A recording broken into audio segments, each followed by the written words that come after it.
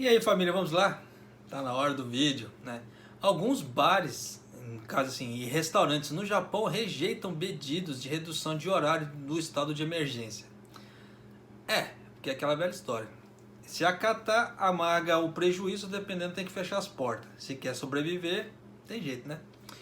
Em meio a preocupações com a prolongada crise do coronavírus e o potencial de novos danos econômicos do estado de emergência declarado na região da capital em 7 de janeiro, alguns restaurantes e empresas do setor de serviços criticaram o pedido do governo para que reduzam o horário de funcionamento e dizem que não pretendem cumprir. A declaração de estado de emergência emitida pelo primeiro-ministro Yoshihide Suga se concentra a pedir aos restaurantes que reduzam o horário de funcionamento e pressiona as indústrias do varejo e restaurantes para que respondam, caso assim acatem a ideia, né? Empresas como restaurantes, em particular, não serão capazes de evitar prejuízos financeiros com o pedido, e alguns expressaram sua infelicidade e dissidência. Com uma queda exacerbada no consumo e no emprego em risco dependendo do estado de infecções, é possível que a recuperação econômica do país também seja retardada. Isso é fato, né? Entre os que atendem o pedido de redução do horário está o Atami, que administra restaurantes, incluindo a rede de pubs do estilo japonês Atami. A partir de 8 de janeiro, a empresa decidiu reduzir temporariamente o horário de funcionamento de cerca de seus 140 estabelecimentos nas 4 prefeituras da região da capital, sujeitas ao estado de emergência. A partir de 8 de janeiro, a Isentan Mitsukoshi Holdings fecha às 19 horas em 6 de suas lojas de departamento. Um funcionário da empresa comentou: "Fizemos isso para que os clientes e funcionários possam voltar para casa às 8 horas, no caso assim às 20 horas, após que as pessoas estão sendo solicitadas a ficar em casa." Mas alguns restaurantes expressaram insatisfação. A cadeia de tigelas de carne Gyudon, Yoshinoya e Sukiya, isso aí são donburis, tá? Que a gente chama aqui no Japão de donburis. São tigelas, né? Que fala assim, tigelas, né? Com arroz no fundo e aquela carne fininha em cima, tá? Dá para vocês terem ideia. O chamado famoso gyudon aqui do Japão. Quem vem para o Japão tem que comer aquilo. Se não comer aquilo, não conheceu o Japão, tá? Porque isso é um prato muito tradicional. Entre outras, responderam aos pedidos do governo local retirando o álcool de venda, enquanto continuavam com seu horário comercial noturno. Um indivíduo conectado a uma das redes disse: "A maioria dos nossos clientes vem sozinho, então há muito pouca conversa. Como acontece com os outros restaurantes, é difícil para nós sermos solicitados a encurtar nosso horário comercial." Sim, porque o Yoshinoya e o Sukiya, eles costumam ser uma rede 24 horas. Tá? E nessa brincadeira toda, uma boa parte dos clientes deles vai de madrugada. Eles vão de madrugada lá, né? À noite, né? De madrugada comer. Eu já fui, cansei de ir de madrugada lá, né? Principalmente na época do Yoshinoya, né? Que o Yoshinoya era grande no Japão. E o Yoshinoya perdeu muito espaço para o Sukiya. Mas o Yoshinoya tem um gyudon que é, ó, show de bola. Não estou ganhando para fazer jabá do Yoshinoya, tá? Porque eu gosto mesmo. Durante a assembleia da empresa em 6 de janeiro, o presidente da Kirin Brewery, né, Takayuki Fuse, né, não é inglês, é japonês, pô, acorda, né, Fuse. O Kirin Brewery é a marca de cerveja, tá? E a cervejaria Kirin expressou preocupação dizendo: "A demanda durante o período de ano novo evaporou.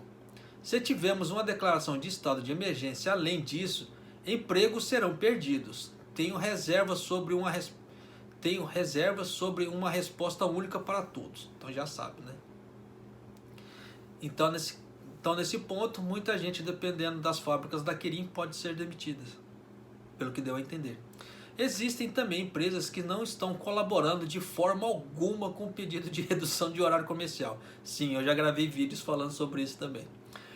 Uma postagem de 5 de janeiro no Facebook de Kozo Hasegawa, presidente da Global Dining, que administra cerca de 40 restaurantes, incluindo a rede Gonpachi Izakaya, escreveu: A ajuda e o apoio financeiro do governo não são compatíveis com seus pedidos de redução de horário comercial. Ainda que o governo dê alguma coisa, você vê que no Brasil o governo não dá nada, né? Aqui eles ainda dão alguma coisa ainda, mas de qualquer maneira, né? À luz dos planos de apoio do governo e outras medidas, a empresa aparentemente deveria decidir sobre sua política até 8 de janeiro.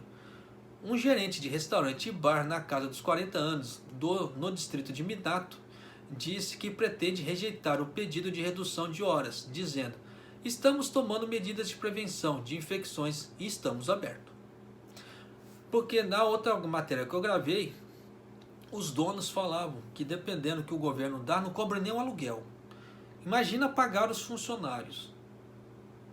Chega uma hora que não aguenta, né? Se o lugar não tem um bom capital financeiro de giro para poder para cobrir esses custos, ele tem que fechar as portas. Por trás da resistência aos apelos do governo estão as difíceis condições econômicas às quais muitas empresas foram forçadas durante a prolongada crise do coronavírus.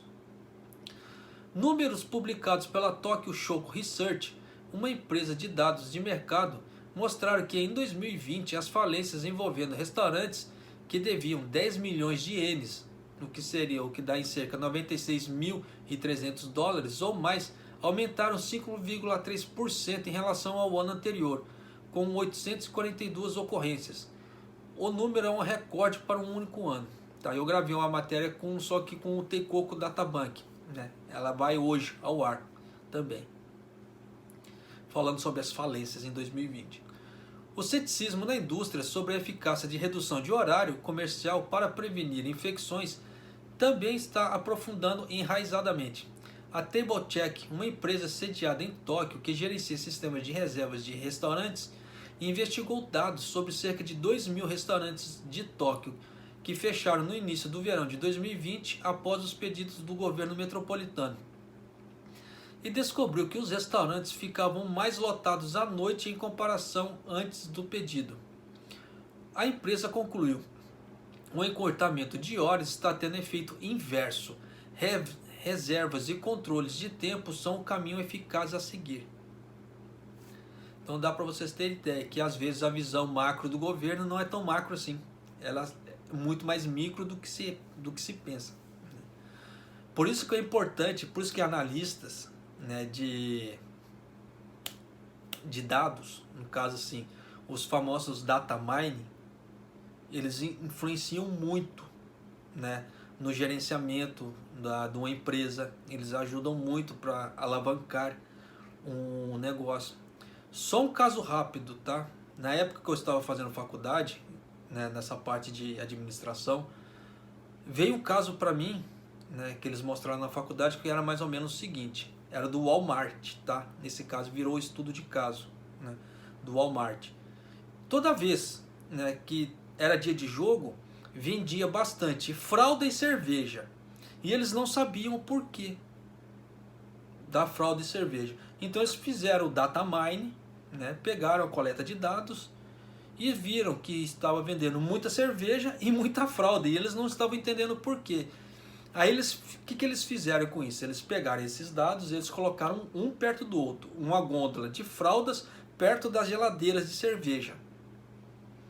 Aí eles colocaram uma câmera lá e eles estavam olhando pela câmera. Aí eles perceberam o quê? Pai solteiro, que ia lá, comprava cerveja, que estavam com criança no colo, já aproveitava, já pegava a fralda. Então você via como é que conseguia fazer venda casada e eles não sabiam. E eles tinham todas as informações no seu banco de dados em relação a números e estava perdendo dinheiro, estava perdendo venda com isso. Depois que eles fizeram isso, houve um aumento de 30% nas vendas. Então dá para vocês terem ideia de como a informática, a mineração de dados, ela é importante para tomada de decisão. E a mesma coisa nisso aí que essa empresa fez com o sistema de reserva. Então você vê que às vezes você fazer consulta para uma empresa, você consegue muito mais informações do que você só ficar pensando. Então às vezes essas mentes pensantes do governo pode ser que esteja tentando ver numa visão macro está tendo uma visão micro, e é a coisa que falou ali, né? A empresa concluiu: o encurtamento de horas está tendo um efeito inverso, em vez de melhorar, está piorando.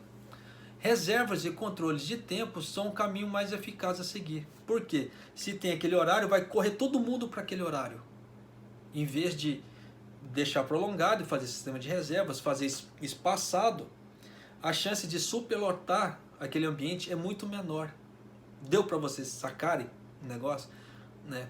Então, por isso que eu coloquei esse exemplo da época da faculdade, para vocês terem ideia de como esse tipo de informação é antiga, né? E aqueles detentores desse tipo de ideia acabam impulsionando muito mais na frente do que outros, né? Coisas que eu vejo assim que deveriam ser feitas nos produtos brasileiros aqui, mas não, todos eles seguem um padrão só, e nessa brincadeira toda acaba ficando todo mundo farinha do mesmo saco, e não tem um diferencial no público em relação de um ao outro.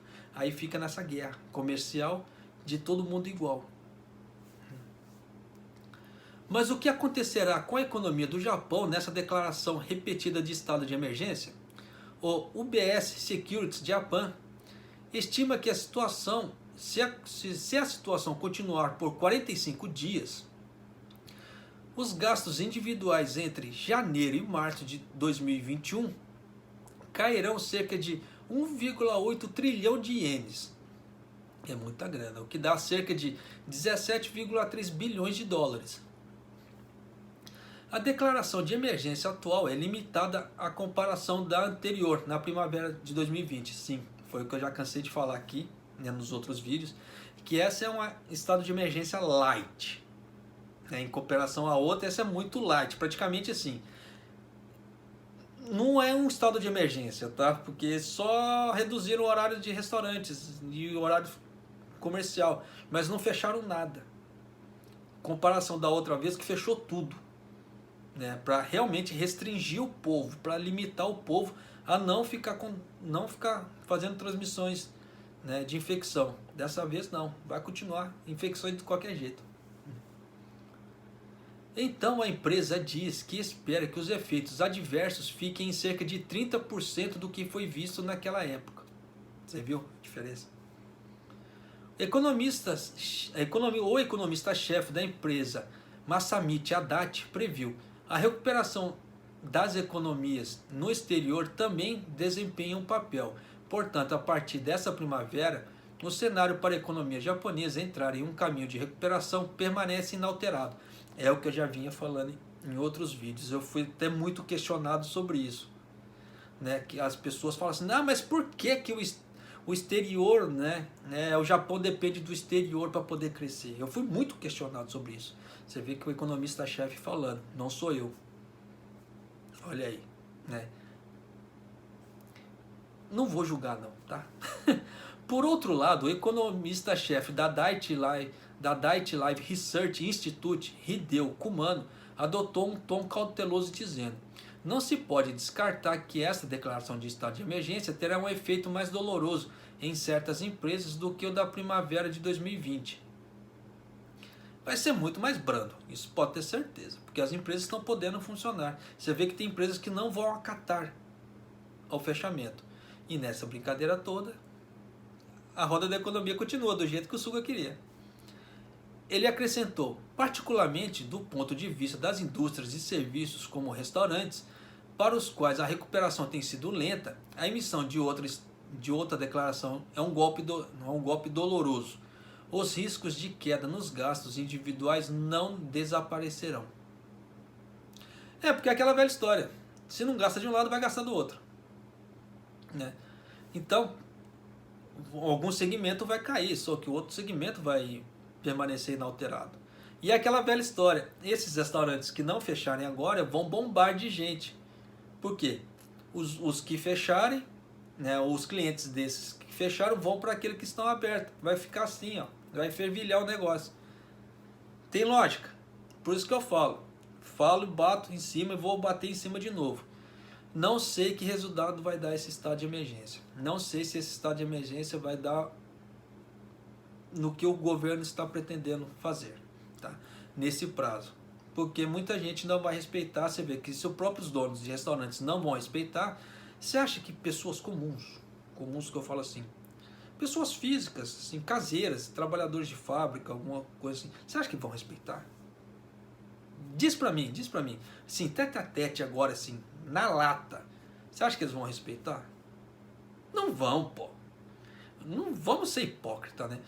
Uma boa parcela vai respeitar, mas uma outra parcela também não vai. Isso é fato, né? Mas então, vai fazer o quê, né? De qualquer maneira, a seguir cenas do próximo capítulo. E até o próximo vídeo. Até mais. Arigatou gozaimasu.